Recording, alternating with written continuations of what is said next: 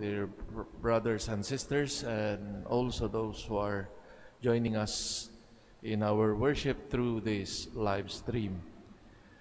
Once again, I would like to share some points from the first reading that hopefully may help us appreciate the message of Christ through this apostle. Here in the first reading, we find the presentation of Paul regarding this community of Corinthians, Christians of this community that was marked by intrigue, division, proud Christians, and he presents to them one of his favorite theme, and that is the graciousness and gratuitousness of the apostolic vocation, that it is not earned, it is given as a gift. Therefore, freely called to preach the message of salvation, of joy, Paul carries out this mission with the same generosity. He carries out this mission with passion and generosity. The only recompense or reward is this: to preach freely the gospel. In other words, the very reward is the privilege to preach the gospel.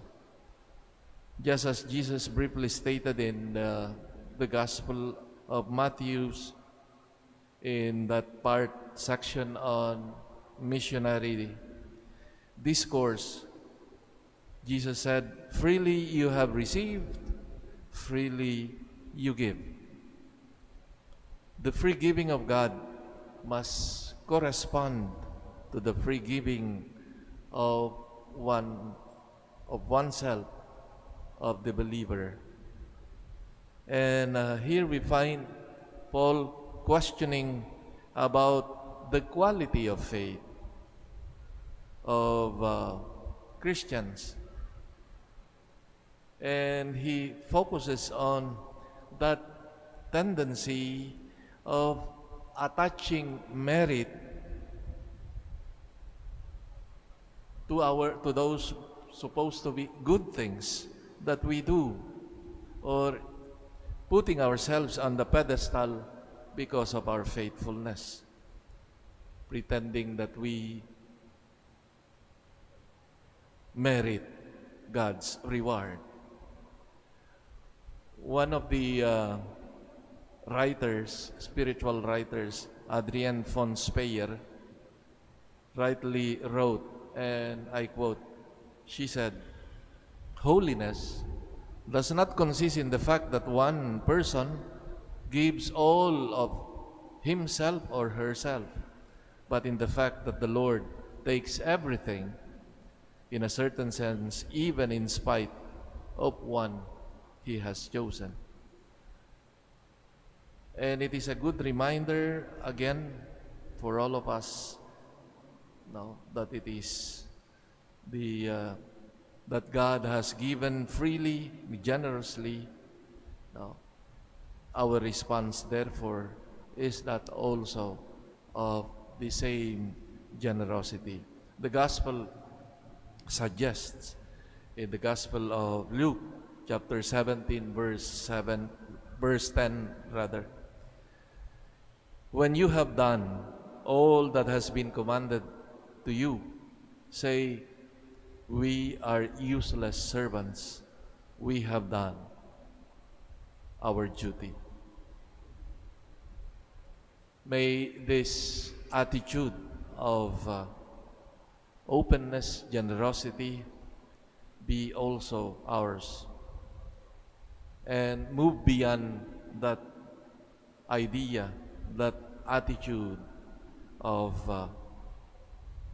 thinking that after having done this or that good, supposed to be, that we can demand from God our reward. No, it is ultimately salvation, the grace of God, are gifts from Him, that we do not have a claim, even with the things supposed to be the good things that we do and accomplish. Let it always be that attitude of openness and humility.